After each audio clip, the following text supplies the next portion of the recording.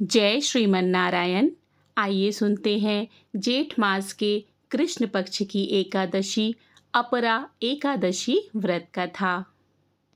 जेठ माह के कृष्ण पक्ष की एकादशी अपरा या फिर अचला एकादशी के नाम से जानी जाती है।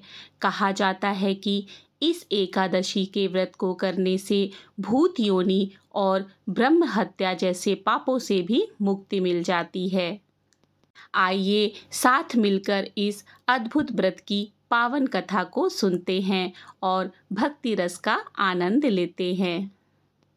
एक बार धर्मराज युधिष्ठिर ने श्री कृष्ण जी से पूछा कि हे भगवान, कृपा कर जेठ माह की कृष्ण एकादशी व्रत का नाम बताएं, साथ ही इस व्रत की दिव्य महिमा से भी मुझे अवगत कराएं।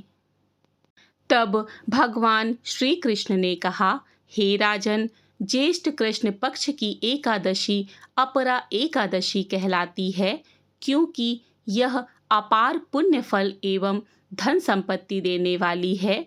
जो भी मनुष्य इस व्रत को करते हैं वे पृथ्वी लोक के समस्त सुख भोग कर मोक्ष को प्राप्त होते हैं। यह एकादशी अचला तथा अपरा दो नामों से जानी जाती है। भगवान श्री कृष्ण आगे कहते हैं कि एक समय किसी राज्य में महीध्वज नाम के एक अत्यंत धर्मात्मा राजा हुआ करते थे।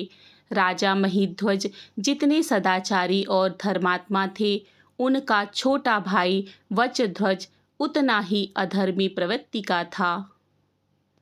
वज्रध्वज मन ही मन अपने बड़े भाई राजा महीध्वज से द्वेष रखा करता था और उनकी हत्या करने के लिए षड्यंत्र रचता रहता था।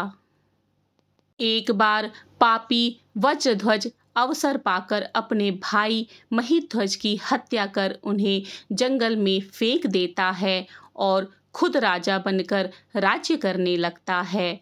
इस अकाल मृत्यु के कारण राजा महीध्वज को प्रेत योनि में रहना पड़ता है। वह उसी जंगल में पीपल के पेड़ पर प्रेत रूप में रहने लगते हैं। उनकी मृत्यु के पश्चात वज्रध्वज अपनी प्रजा पर अत्याचार और दुराचार शुरू कर देता है। साथ ही महीध्वज भी प्रेत बनकर जंगल के सारे रास्ते में आने जाने वाले लोगों को सताने लगते हैं, लेकिन उनके द्वारा किए गए पुण्य कर्मों का फल जल्द ही उन्हें प्राप्त होता है। एक दिन अचानक धौम्य नामक ऋषि उस जंगल से गुजरते हैं और अपने मजबूत तपोबल से वे राजा महीध्वज की सारी आपबीती जान लेते हैं और उनकी सहायता करने का सोचने लगते हैं। सर्वप्रथम ऋषि धौम्य राजा महीध्वज के प्रेत को पीपल के पेड़ से उतारकर उन्हें परलोक विद्या का उपदेश देते हैं। दयालु ऋषि राजा महीध्वज को प्रेत योनि से मुक्ति दिलाने के लिए स्वयं ही अपरा एकादशी का व्रत करते हैं और उसका संपूर्ण पुण्य फल प्रेत रूपी राजा को अर्पित कर देते हैं। इस पुण्य के प्रभाव से राजा को प्रेत योनि से मुक्ति मिल जाती है और वे ऋषि को धन्यवाद देते हुए दिव्य देह धारण कर पुष्पक विमान में बैठकर स्वर्ग की ओर प्रस्थान करते हैं। कथा को समाप्त करते हुए श्री कृष्ण युधिष्ठिर जी से कहते हैं कि हे राजन, अपरा एकादशी की यह कथा संपूर्ण जगत का कल्याण करेगी।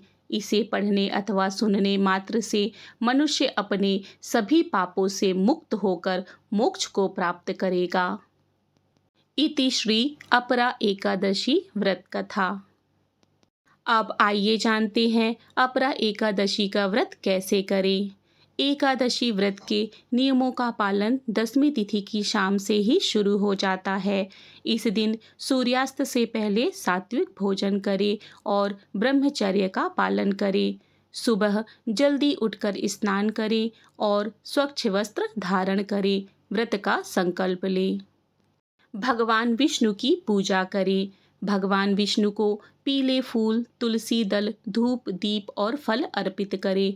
पूरे दिन निराहार रहे या फलाहार करें, मन को शांत रखें और बुरे विचारों से दूर रहें। भगवान विष्णु के मंत्रों का जाप करते रहें, जैसे कि ओम नमो भगवते वासुदेवाय। रात्रि में जागरण करें और भगवान विष्णु के भजन कीर्तन करें।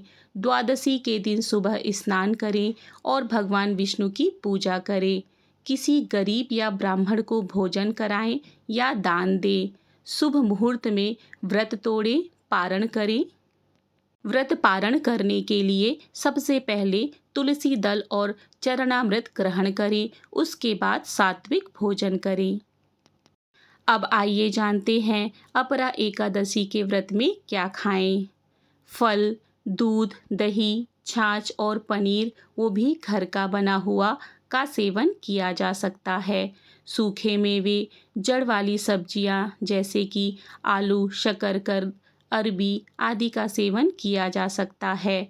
गैर अनाज का आटा जैसे कि कुट्टू का आटा, सिघाड़े का आटा, साबूदाना से बनी चीज़ें खा सकते हैं। चीनी और सेंधा नमक का प्रयोग सीमित मात्रा में किया जा सकता है। यदि आप निर्जला व्रत नहीं कर रहे हैं तो पानी, चाय का सेवन किया जा सकता है। आइए जानते हैं इस वर्ष 2025 में अपरा एकादशी का शुभ मुहूर्त क्या है। पांचांग के अनुसार ज्येष्ठ माह के कृष्ण पक्ष की एकादशी की तिथि 23 मई दिन शुक्रवार को तड़के सुबह 1:12 पर शुरू होगी और 23 मई को रात 10 बजे समाप्त होगी। उदया तिथि के अनुसार अपरा एकादशी का व्रत 23 मई को रखा जाएगा और 24 मई को सूर्योदय के बाद व्रत का पारण किया जाएगा। इस तरह से अपरा एकादशी की व्रत कथा, विधि नियम पूर्ण होते हैं। इसी तरह की पौराणिक कथा, कहानियों और धार्मिक जानकारी के लिए मेरे चैनल को सब्सक्राइब करें। मिलते हैं अगली धार्मिक जानकारी के साथ। जय श्री कृष्ण। राधे राधे।